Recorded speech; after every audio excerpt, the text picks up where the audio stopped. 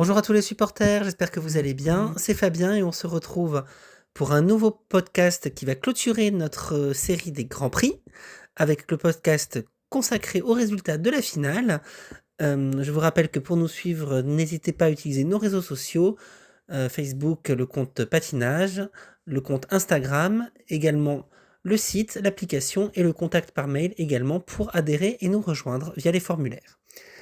J'espère que vous êtes bien remis du tirage de la tombola, que vous avez découvert vos lots pour ceux qui ont gagné. Un grand merci à tous ceux qui ont participé et on va maintenant se pencher sur les résultats de la finale.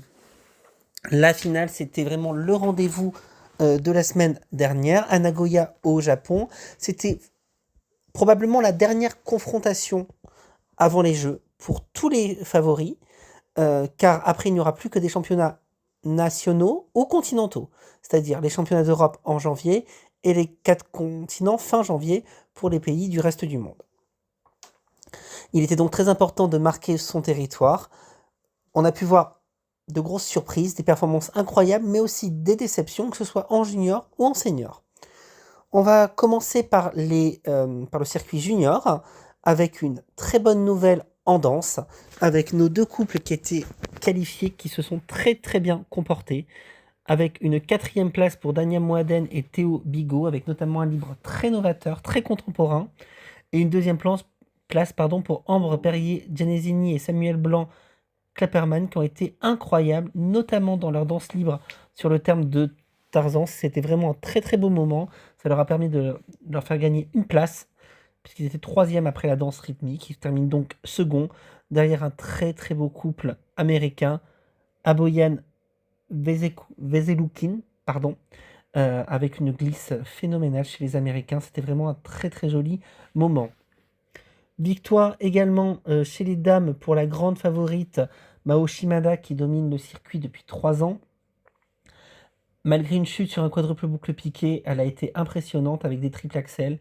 Il faut d'ailleurs souligner que quasiment toutes les filles, c'est-à-dire les 4 japonaises et les 2 coréennes, ont toutes tenté de grosses difficultés, comme les triple axels. C'est dire le niveau incroyable sur le circuit féminin junior. Ça va être très difficile pour Stefania Gladki de faire mieux que sa 5e place de l'an dernier aux mondiaux juniors, par exemple. Chez les couples, là aussi, pas beaucoup de surprises avec les Chinois qui ont dominé. Il y avait 3 couples chinois et 3 couples canadiens. On débouche sur un doublé chinois avec la victoire de Guo Zhang qui ont vraiment survolé la compétition. Et une petite surprise par contre chez les garçons, puisqu'on attendait une victoire de Ryo Nakata. Il était en tête après le programme court, il a un petit peu craqué dans le libre, malgré un beau programme sur Gladiator. Et c'est Minkyu Seo, le coréen, qui s'impose grâce à un excellent libre, mais un peu moins riche quand même en quadruple que Nakata qui en a tenté 3. On passe maintenant aux seniors, et là il y avait vraiment des enjeux à tous les niveaux. On va commencer par la catégorie couple avec une victoire attendue, on va dire, à domicile du couple japonais Miura Kihara, mais qui n'est pas forcément méritée. Car ils ont certes fait un excellent programme court qui les met en tête, mais dans le libre, on peut noter quand même de grosses erreurs, et notamment une séquence quasiment chutée et un retournement sur un autre saut. C'est dommage d'ailleurs qu'ils aient été seulement peu pénalisés. Ils sont 2e du programme long, derrière les Allemands sur lesquels on va revenir. Mais surtout, ils remportent presque 2 points à la finale devant les Italiens Cantimacci, qui n'ont rien à se reprocher. Même si on peut dire que leur patinage n'est pas le plus moderne, qu'ils ont parfois du mal à se renouveler, techniquement, ils ont été très efficaces, 200 fautes. Un programme libre qui aurait mérité une bien meilleure note que les Japonais. Ils auraient mérité sur l'ensemble de remporter cette finale. C'est bien dommage, mais ils se positionnent bien évidemment comme favoris pour le titre européen, même s'il faudra se méfier des Allemands. Minerva Fabian Haze et Nikita Volodine. De ceux qui sont sur le podium, ce sont ceux qui pour moi ont le plus gros potentiel. Malheureusement, depuis le début de la saison, ils n'ont pas fait une seule fois 2 programmes parfaits.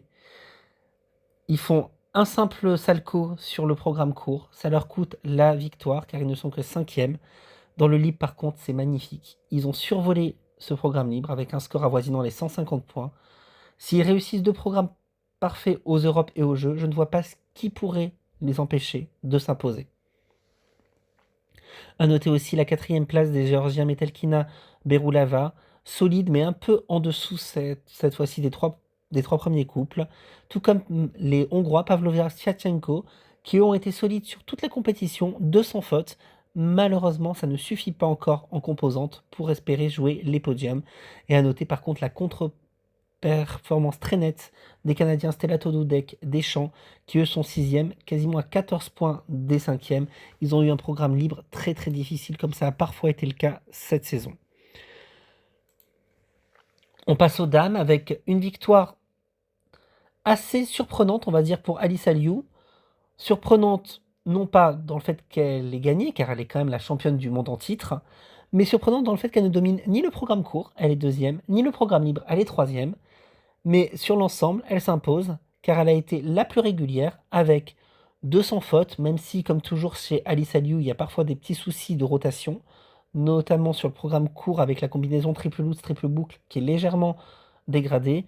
Dans le libre, sur MacArthur Park, elle fait le show comme d'habitude et fait un programme absolument parfait. Néanmoins, on aimerait qu'elle change de programme par rapport à l'an dernier, car elle utilise le même court et le même long. En tout cas, elle se positionne très nettement pour le titre olympique. À minima, le podium, mais le titre est possible si les personnes qui sont derrière elle font des erreurs, comme ce fut le cas sur cette finale. Deuxième place pour la japonaise, pas forcément celle qu'on attendait, Amina Kai, qui avait gagné à Angers, qui avait été plus en difficulté sur son second Grand Prix. Elle fait le résultat inverse de Alice Aliou, troisième du court, deuxième du long, avec à chaque fois des soucis sur les triple axels. Mais pour le reste, tout est parfait, à part dans le libre où elle a un petit accro sur le triple lutz. Mais sinon, elle se bat. Et pour une fille qui est sortie des rangs juniors, ce podium, c'est vraiment une très belle surprise. Ça bouleverse aussi la hiérarchie au sein de l'équipe japonaise, car c'est la deuxième fois cette saison qu'elle bat Kaori Sakamoto. Une Kaori Sakamoto qui a été assez décevante, il faut bien le dire, dans le programme court, avec une erreur complètement inhabituelle pour elle, un double lutz qui annule donc l'élément, car ce n'est pas un triple individuel. On l'a senti très émue, très affectée. Cinquième du programme court, elle se reprend magnifiquement, comme souvent avec elle, dans le libre, où elle fait un quasi sans faute. Une seule petite erreur avec l'axel de la combinaison qui est un simple axel.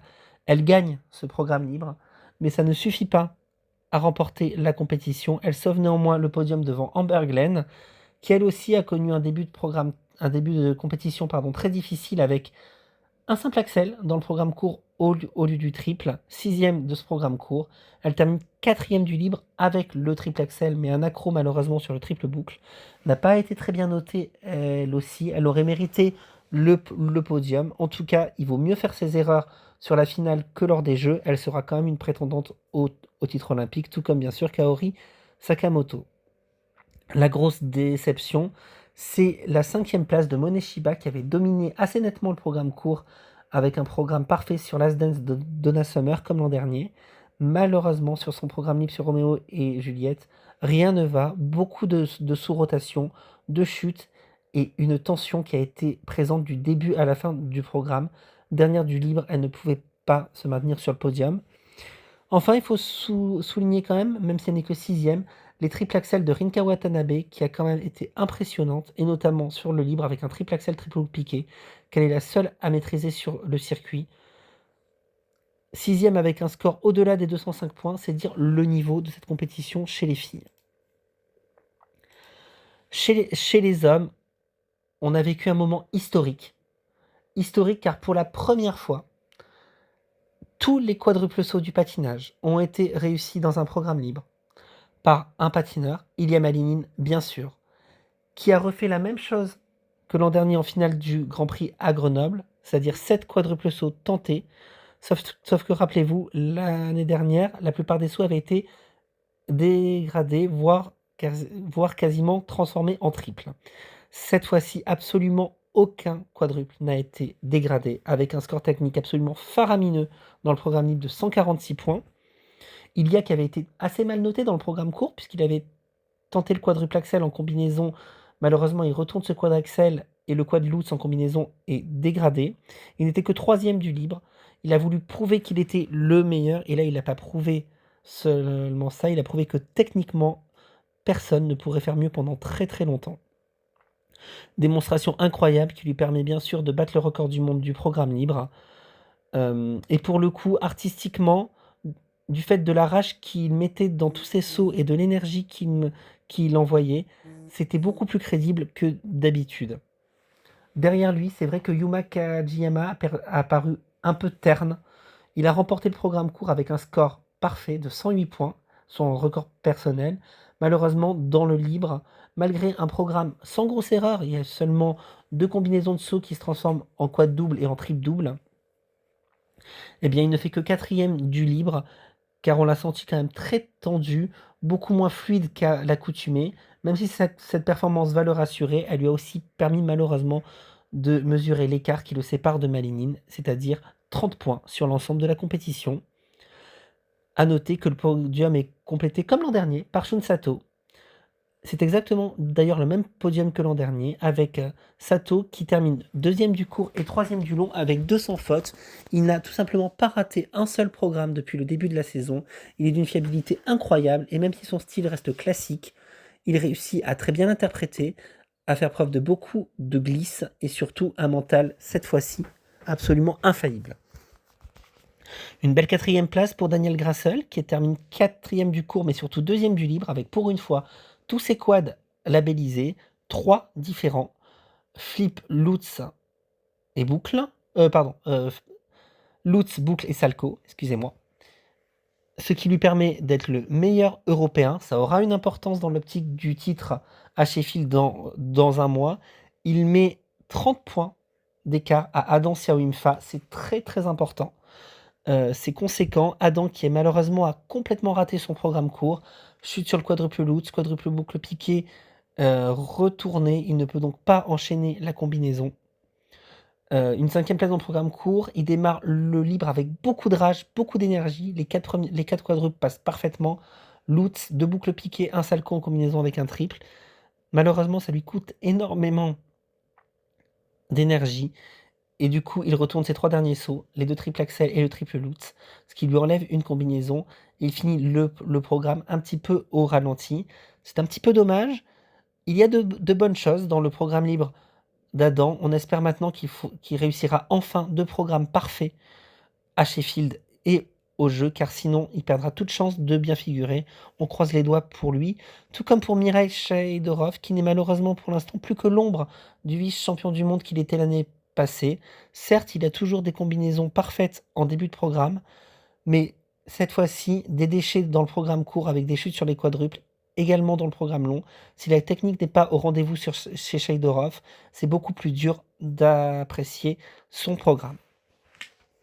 Enfin, on va conclure par la danse, avec un face-à-face qui s'annonçait très prometteur entre les triples champions du monde, Chuck Bates, les Américains, et les Français, Fournier-Baudry, Cizeron, qui avaient gagné leurs 2 premiers Grands Prix. Face-à-face qui a tenu toutes ses promesses dans la danse courte, où pour une fois, chacun a été noté à son juste niveau, avec les Américains qui ont dominé très légèrement les Français sur ce programme court. Grâce à une note technique légèrement supérieure qui vient d'un niveau que Laurence a perdu, que Laurence et Guillaume ont perdu sur la pattern dance dans le programme court. Rien de bien méchant, ils étaient séparés de moins d'un point. Malheureusement, le programme libre va faire une différence en faveur des Américains à cause d'une erreur en toute fin de programme pour Laurence et Guillaume. Alors que le programme était magnifique et qu'il filait sans doute vers la victoire, Laurence glisse sur la dernière attitude. Donc résultat, une chute qui leur coûte assez cher car si la note technique reste excellente, ils remportent d'ailleurs de manière un petit peu étonnante la note technique. Celle de composante est logiquement beaucoup plus basse, c'est seulement la 4e note alors que d'habitude ils ont la meilleure note. Ils obtiennent 54 points au lieu de 57 ou 58. Plus les 2 points de déduction, 1 pour la chute, un autre pour le porté trop long. Le même qu'en Finlande, il faudra donc bien surveiller ce porté pour ne pas perdre inutilement des points aux Europes et aux Jeux. Ils s'inclinent donc de 6 points face à Chuck Bates qui eux ont réalisé un très bon score, très bien noté par les juges, sur leur flamenco, qui a été très bien maîtrisé, très très bien exécuté, très virtuose. Malheureusement, je trouve un peu froid, car un peu trop concentré sur la technique. On sentait qu'ils ne voulaient pas faire d'erreur après le passage de Laurence et Guillaume. Du coup, ça a un petit peu nuit à leur interprétation. On espère que pour les Jeux, ces deux couples seront au top pour nous offrir un face-à-face absolument magnifique. Et on espère bien sûr la victoire de Laurence et Guillaume. Il y a eu aussi une bagarre très intéressante pour le podium entre les Canadiens Gilles Poirier, qui était troisième du programme court, de quelques centièmes devant les Anglais Ferguson. Et à l'issue du programme libre, ce sont les Anglais Ferguson qui remportent cette médaille de bronze, comme l'an dernier, grâce à un libre mieux noté, un libre qui n'est certes pas le meilleur techniquement, mais qui sur ce folklore écossais est sans doute le plus enthousiaste, celui qui communique le plus avec le public, l'un des plus spectaculaires avec des figures inédites, et on sent un vrai plaisir de patiner chez les Anglais, alors qu'on a senti les Canadiens beaucoup plus en retenue sur cette nuit étoilée de Van Gogh qu'on connaissait déjà et qui du coup a paru peut-être un petit peu moins efficace auprès des juges. Ça se joue à rien du tout, ça se joue à 6 centièmes. Tout est encore possible pour les jeux. En tout cas, ces quatre-là sont vraisemblablement les quatre qui devraient figurer en haut du classement à Milan. Belle cinquième place pour les Lituaniens Reid Ambrulevicius qui réalisent un très bon début de saison après leur fin de saison très compliquée de l'an dernier. Et sans surprise, les autres Américains, Zingas Kolesnik, qui participaient à leur première finale, terminent sixième en ayant tout de même réalisé de belles performances à l'image de leur saison. Voilà ce qu'on pouvait dire sur cette finale, voilà ce qu'on pouvait dire également sur ces grands prix. On se retrouve très très vite pour un nouveau podcast. Je vous souhaite une très belle soirée, très belle journée pour ceux qui nous écouteront en journée et également n'hésitez pas à nous suivre sur nos canaux Instagram, Facebook, les mails et le site internet afin de nous rejoindre. Je vous remercie. Au revoir.